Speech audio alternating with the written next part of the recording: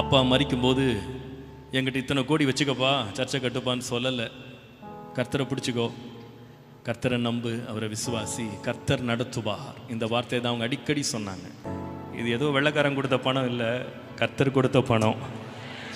நம்ம வெறுங்கையாக நின்ன நேரம்லாம் கர்த்தர் நம்முடைய தேவைகளை சந்தித்தார். எங்கள் அப்பா கடந்து போயிட்டாங்க, ஆனால் கர்த்தர் கடந்து போகலை. கர்த்தர் உண்மை உள்ளவராக இருந்தார்.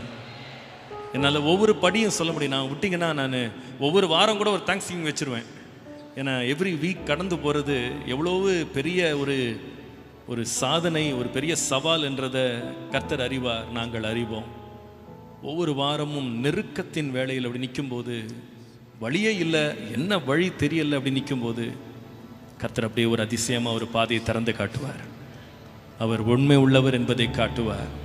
இந்த 53 ஆண்டுகள் கரம் பிடித்த கர்த்தர், எங்களுடைய தகப்பனார் கடந்து போனாலும் கர்த்தர் கடந்து போகவே இல்லை.